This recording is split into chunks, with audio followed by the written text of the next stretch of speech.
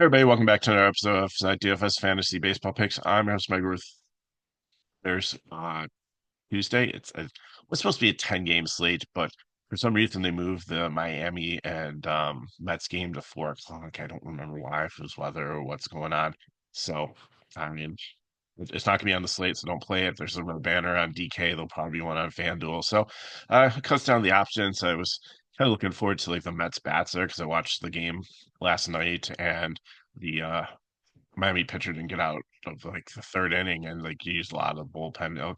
Mets didn't put up a lot of runs, but there was a lot of pitches against them. So a tired bullpen, I thought the Mets might be a decent play, but not on the slate. So last night, okay, Evaldi let us down. The Cubs scored way more runs than I thought they would, and 5 stolen bases he gave up. So I know the Cubs are a decent running team, but that might be something to watch to see if teams are it's more easy. Like Syndergaard, I think was like that too. There's certain pitchers that just the way their delivery is just don't hold runners well. And when you key in on one, if you get a team that runs a lot, like Pittsburgh or Chicago in this case, the Cubs, then you want to really capitalize on that with taking some of the speedsters that slow bases in your lineup. The rest of the night, it was it was okay. Like it was kind of I made a little bit of money, nothing like major, and there weren't any like football scores.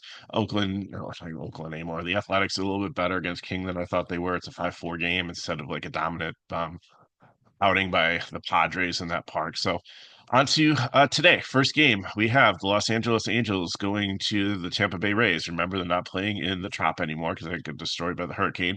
They are in Steinbrenner Field where the Yankees play their spring training, and it is kind of more of a hitter's park. It's a positive for like home runs and especially left-handed batters. And Kyle Hendricks is probably between he and Tyon are the worst pitchers on the slate.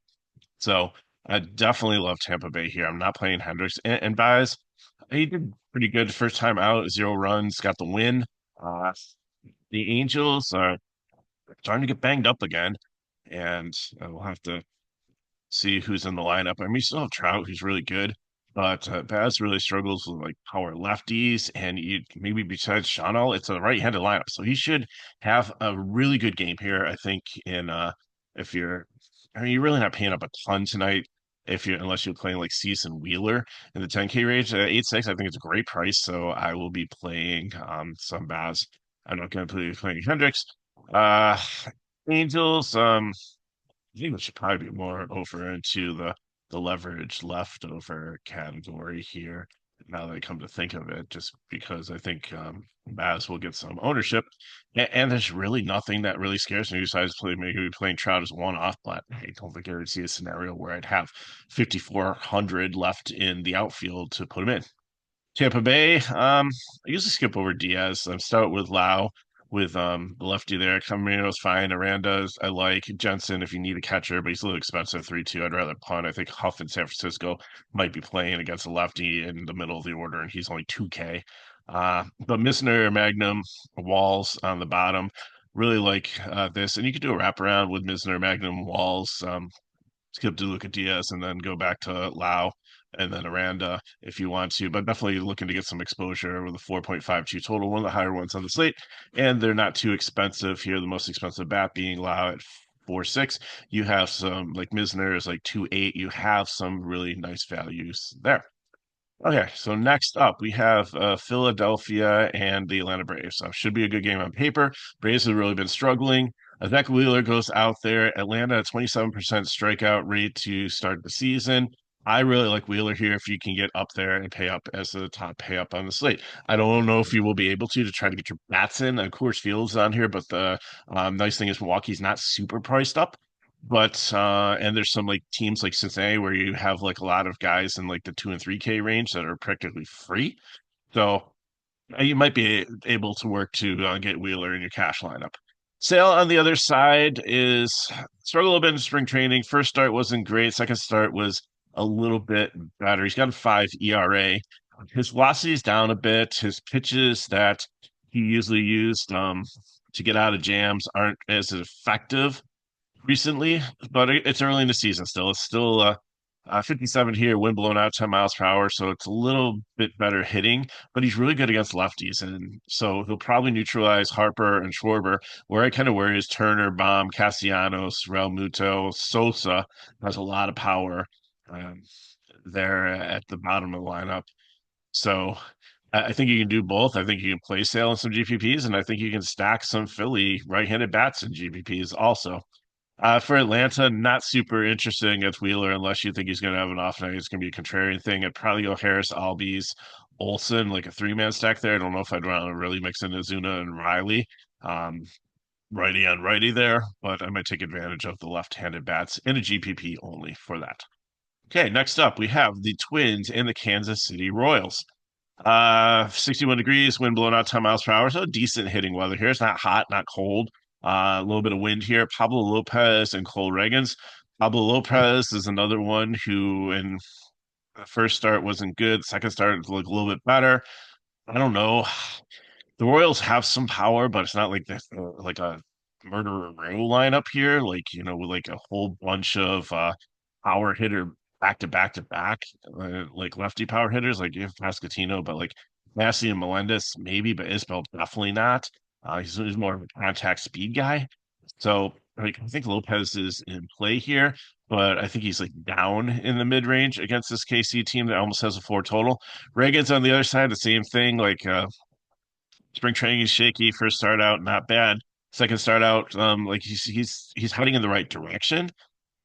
But being lefty here, you got a lot of power bats here. Just like look at the first like four batters up here, like Buxton Correa and like Jeffers. Like there's a catcher at 3-9, like with a great matchup. I'm definitely going to be playing some Minnesota and some GPPs, and maybe in France and Miranda mix them in there. Like that is a really nice stack, and the most expensive one is 4-5. Everybody else is 4-3, 3-9, 3K for France. Who's coming over from Seattle? He hasn't been the same, but I think the potential is still there.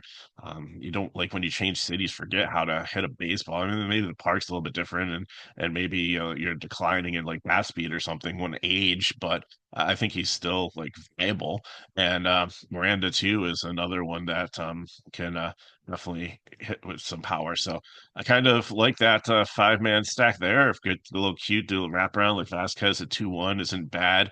Against the lefty, Bader's been hitting everything, been super hot. And maybe if you don't trust like France, then do a wraparound. Do like Bader, Vasquez, Buxton, Correa, Jeffers. I actually really, really, really like that one with how hot Bader's been. Get on the base, set the table, maybe even hit a home run.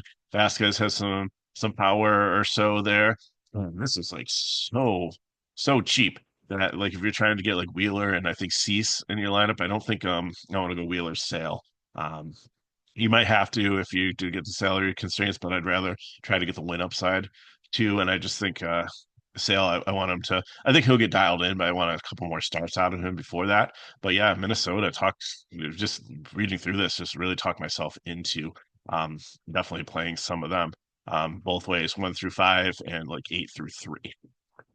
Kansas City bats, Pascatino, Massey, Witt's always good, righty on righty. Renfro is really a left-handed specialist in the bottom of the lineup. I can't.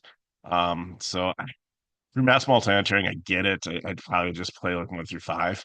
Um, or like India has some speed. Maybe the lefty comes out of the bullpen and they're able to see where the Minnesota bullpen is actually the sixth best. So I really don't see a ton of upside there. The other thing too with like Lopez, if you look over here, like Kansas City only has like a almost below a 20% K rate too, so that's doesn't really bode well for upside for him. Next up, we have the Texas Rangers and the Chicago Cubs.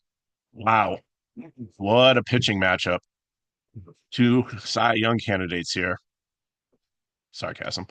Patrick Corbin and James Tyon. This is Corbin's first start. Like Washington, he was okay, and like every so like they had a couple of games in spring training where I'm like, wow, I'd stacked against him, and he went out there and had a great. But maybe some of the lineup was more like AAA guys, and uh, the Cubs have some power here. I can't do Corbin. I do like the fact that it's wind blowing in at 10 miles per hour again. So it should be a better pitching situation, and it's still going to be cold at like 35 degree, but there's no precipitation, so you won't see snowflakes or rain tonight. Mm. And then Tyon on the other side has just his velocity's down. He just like he tried to be a pitch to contact guy, and he's not missing any bats now. And the balls are not going where he wants them to. What's his ERA? 6.97. So definitely not going to do that. So Corbin, like, no interest there. If you're mass multi entering, maybe, but where the Cubs fall? Cubs, yeah, Cubs are low K team, so I don't think I really want them against there. And Tyon against Texas. Texas is neutral for a K. So don't touch these pitchers here. Texas, I'm definitely going to try to work in a stack there against Tyon, Semien, Seager, Langford, Jock Peterson. Probably down at four. I don't think I'm going to cute with like a wraparound with Himes too far away. Garcia and Berger, I would rather. I'm not gonna pay like 5K for Berger righty on righty, even though like it might be a good match. I don't Berger. Garcia, even though it might be a decent matchup, I think I just end it at Jock and then go like a 4-4 stack with some other team. On the other side of it, Hap definitely leading off switch hitter, Suzuki, power, speed. Tucker hits lefty on lefty very well. And I read a really great article on Kyle Tucker coming to this team with as you remember, like Houston, like last couple of years has been so low in K rate. They're up there now. They're fourth worst. Again, it's early. They're still, you know, finding their way and stuff. So take the data with a grain of salt. But last year, like Houston was usually like bottom um 10, usually close to the bottom in strikeout. And Tucker was part of it when he was there and healthy and in the lineup because he has great plate discipline. And the guys on the Cubs team are watching his at bats and watching how he sees pitches, how he reacts to pitches, and just they want to emulate him because they know he is such a special player when it comes to being able to hit both handedness and also to have great plate discipline. So I think it's like almost bringing another hitting coach onto the team, and he doesn't have any problem like standing next to the guys and talking to them and watching their at bats and giving them advice. So I think that's really going to help this Cubs team overall. And I think it was like I know I'm taking up some of your time on this, but I think it's something very important that I need to say. So he's fine. Turner, I think, is a little bit washed, but he still definitely has some power against a lefty. Swanson also. Horner has been stealing bases left and right too. Curly Anderson, lefty and lefty, I don't know. Shaw as a wraparound and Kelly, like these are some cheap guys on the bottom too. Shaw, the rookie at third base, definitely power against lefties, and Kelly has the split there. So I wouldn't mind an 8-9-1-2 and then decide if you want to go Tucker, or if you want to take a chance on Turner and save some money. Stack's starting to get up there if you go both Tucker and Suzuki with a 5-2 and a 6-4. So if you can get the pitching in you want, that's fine. I think I'd rather drop down to Turner at 3-1, and you're kind of accomplishing like the same thing that you really were looking to do, especially with like the savings of the guys on the bottom. But I'm also fine too. It's not super expensive if you go 1 through 5, or even if you skip Tucker and take Horner, who again has been like stealing bases and been really hot hitting there, and just go 1, 2, 4, 5, 6. I like that build also. Coors Field actually is not snowing. It's 67 degrees, wind blowing across the field 9 miles per hour. So it should be a good hitting environment. Freddie Peralta, I still think is the number one pitcher on the slate because Colorado, even though they're in Coors Field, just can't like hit the ball. I know they have a 4.23 total, but they are number two with strikeouts, almost at 30%. Only Washington's worse so far to start the season. And Peralta has been cranking out the strikeouts. I think he's in a solid matchup here at 7-8, way underpriced at DK. I think he's like 9K on FanDuel. He's priced appropriately there, but I think he's way too cheap here. I think because of the matchup Coors Field, I know the weather's a little bit better for hitting, but I think he will be fine. Now, with that being said, Milwaukee's bullpen is horrible. Uh, Milwaukee, this is the battle of the bad bullpens here, actually. And Freeland is a decent pitcher. uh, outside of course, but you come into course, he just gets lit up. So Milwaukee by a mile is the top stack on the slate here.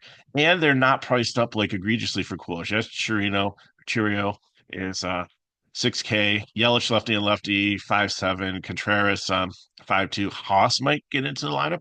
Sometimes he comes in, faces lefty, and that's going to open up a bunch of salary for you. Also, Hoskins, we haven't heard much about since he left Philly, but he can still hit left-handed pitching. Well, Frelick, I don't know if he'll be in the lineup lefty and lefty there, but we'll see. But Capra is at 3.5.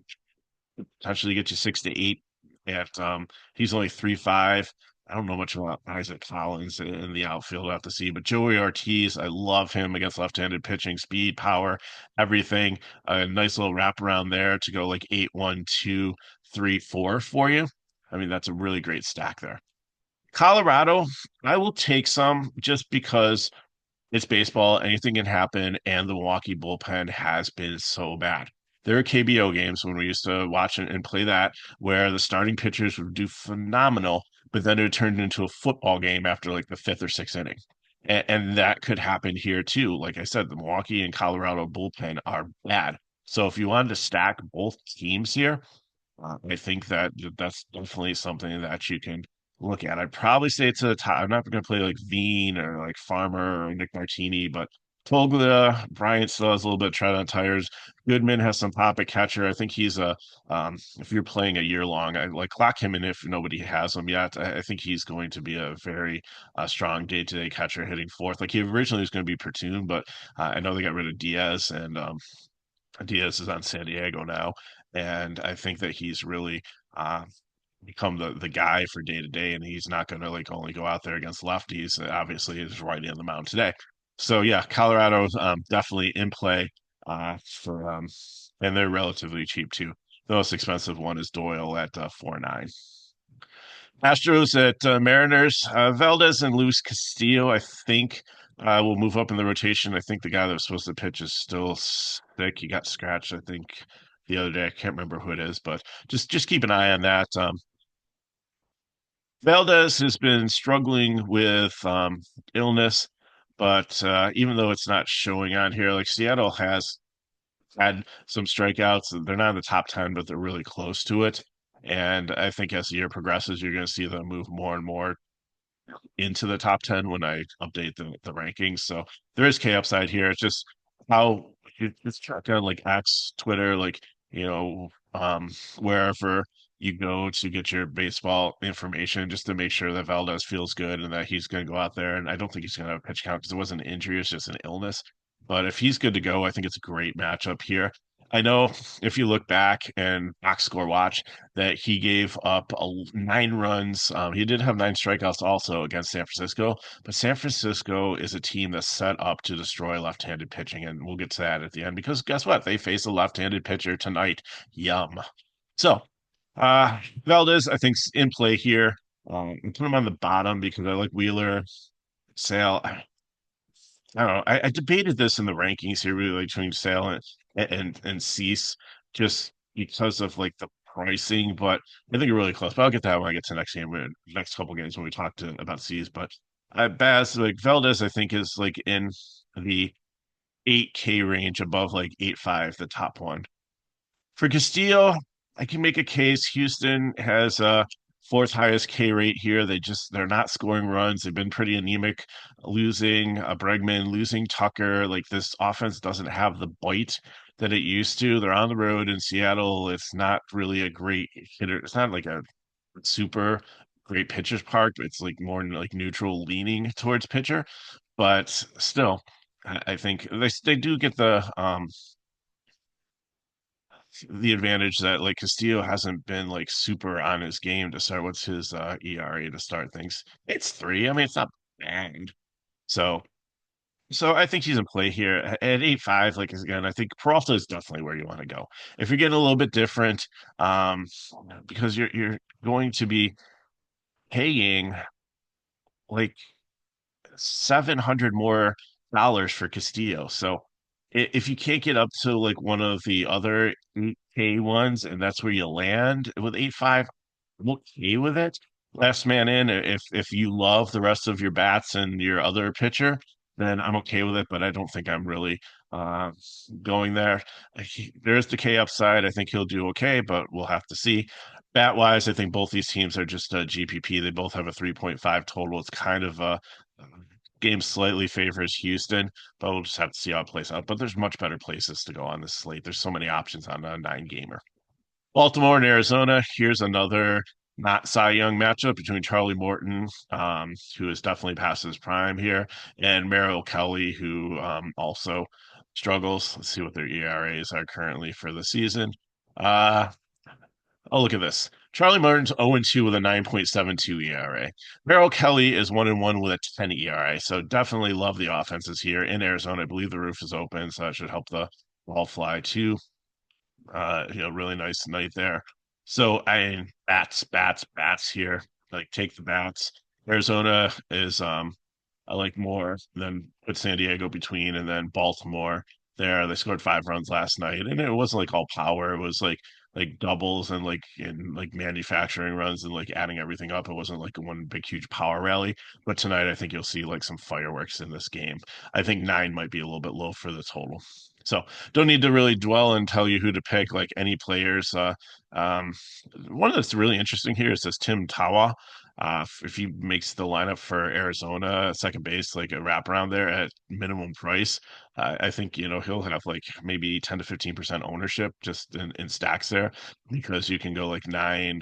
And second base has like really been really hard to fill.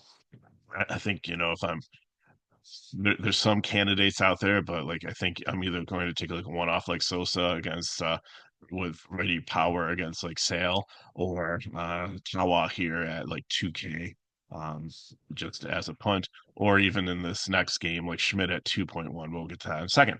Okay, so now we've landed here. Nick Lodolo, left-handed pitcher facing San Francisco. He has struggled. He has struggled against right-handed power hitters, and I think that he is going to have.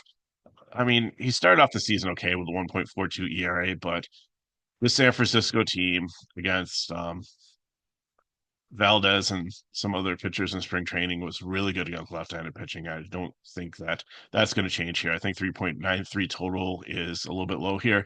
60 degrees, wind blowing out. Again, San Francisco, that doesn't matter that much. It's always breezy. It could be blowing out 30 miles per hour, but it doesn't do as much as like a 10-mile per hour wind blowing out in like Coors or Wrigley. So Lodolo is if you have to, I'm not going to. Group on the other side, he struggles against lefties, good against righties. So if you can get past Friedel, De La Cruz, and Lux, the rest of the lineup, and Candelario, maybe the rest of the lineup should be okay. I'm not super concerned. He's probably the cheapest one that I would consider here. I didn't have enough room, and like Morton and Hendricks, I'm not interested. Obviously, all the rest of those ones are fades too. So like Roop in the cheap one is like the only one like Morton and Hendricks, the only reason I put them up there is like I believe they're 6K pitchers. I believe that they get to double K DK points. So if you're mass multi-entering at 150 max and need some value, then you can potentially go there. But Roop, I think, is the baseline of where I will go for pitching, but I don't think I would even do it in cash, especially because you're only paying what 500 more to get Peralta in such a great matchup. So like just figure it out. Change up your bats, change up your SP1 and get the $500 and go up to Peralta over Roop. Bat wise, Cincinnati, like I said, is pretty much free here. Blake Dunn 2.5.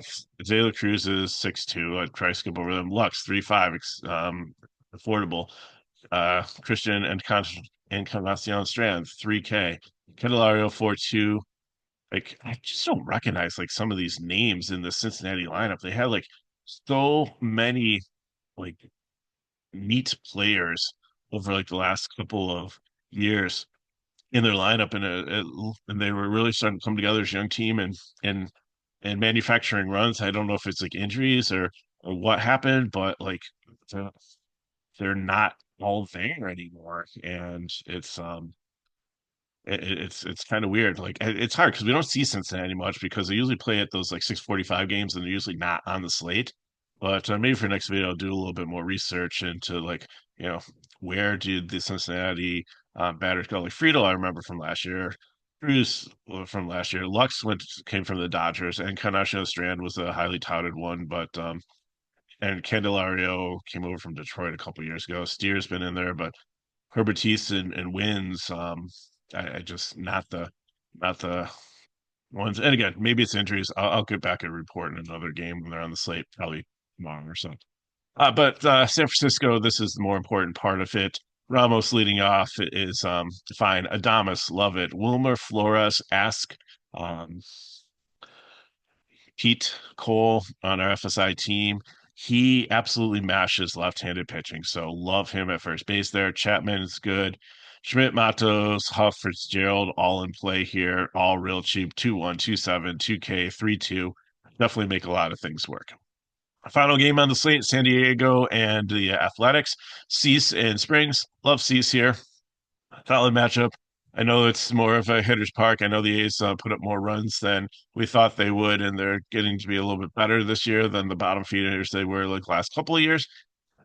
But I think Cease will have a good outing. And again, I think it's like really close between Cease and Sale. Like I might put Cease above Sale, but I'm just the savings on Sale, just how some of the lineups are, you're saving like a whole $1,000. So is Cease against Athletics, who are actually like their K rate has dropped a lot. They're like 20%, so there's not as much K upside as there has been in the past. Is there enough upside there versus I mean Philly doesn't have like K upside either. So I don't know. The choice is up to you. That's why I leave it there. So just look at this line here and look at it as like 2A and 2B. And then bias is definitely there's a gap between them, but I like the savings on bias too. So if you're, wheel or bias makes a lot more sense than like trying to get one of those two in unless you figured out with the bats. But there's a lot of value on the slate, so that might work. San Diego kind of let us down last night. They scored with 5 runs. So Springs, had a good spring training. I'm not trying to be like play on words here or anything, but he did, and he's got a 4 ERA, 1-1. Like first start was okay, second start was a little shaky. I think San Diego will definitely get to him here. Tatis, Machado, Bogarts, Merrill was out of the lineup. I think he was sick last night, but Gurriel, I don't think you can play him. I would kind of do like a wraparound here. Lockridge at 2-3 has been solid. As I said yesterday in the video, Martin Maldonado is actually hitting pretty well as a catcher and is serviceable down there too. So you're only paying 6K for like two players between their 8 and 9, and then the wraparound and take Tatis, Machado, and then maybe Xander. And that's a decent stack, but I think it's more of a GPP thing. I definitely prefer Milwaukee and Arizona, but I can see some upside for San Diego there. And I think they're usually low owned because they play so late that people usually want to see their players play. And unless you're on the West Coast, you're probably in bed by then. Athletics against Cease, they're just going to be a contrarian play. So let's look at some builds and get you on your way for your Tuesday. So give me Peralta and Bias up there. Um, and I'm going Milwaukee definitely. So Contreras, if Haas is in, I'll definitely consider that. Ortiz, Churio, and then I'm going to fill in with some of the free Cincinnati players. Lux is a lefty there that should be able to do some damage. Dunn is only 2K if he can get on ahead of him. Then I'm going to fill in with the rest with Milwaukee and Cincinnati players for that. And then for GPP, give me Wheeler and Cease. I'm going to pay up for the two pitchers because you can get a really nice stack of San Francisco and Arizona. So at catcher, again, you'll have to um, probably want to take a punt there. And if Huff's in, take the 2K guy. Flores is there. If you want to pay down a pitcher, then you definitely can go with like Naylor there. But I really, if especially if Flores is out of the lineup, but he's such a lefty masher. 3-3, I really want him there.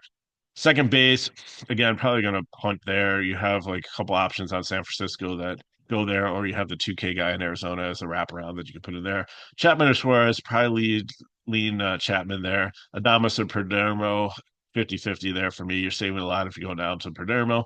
Carroll, Matos, or any other San Francisco outfield right-handed bat that you want to put in there, and then whatever other outfielder from either San Francisco or Arizona that fits to continue to fill out your build. Again, like I said, I'm probably going to play Tampa Bay, probably going to Texas. I'm probably going to play some of that Minnesota game. So So I got for you. If you have any questions, put them in the chat below. Hit me up at MegaRule31 on Twitter/X, or go to the description of the video. You can get to FSi and check out all the sports that we cover. Um, Soccer, NBA still with playoffs coming up, NHL with playoffs coming up, um, PGA. We get the Masters this week. We got really good coverage of that. NASCAR on the weekends, and like Charlie's does soccer all the time, plus baseball. So it's only $6 a day, really inexpensive. So come check it out. And if these videos help us back, like, subscribe to our channel, and share with your friends. So thanks for watching. I'm Mega Ruler 31. Good luck in your contests, and I will see you next time.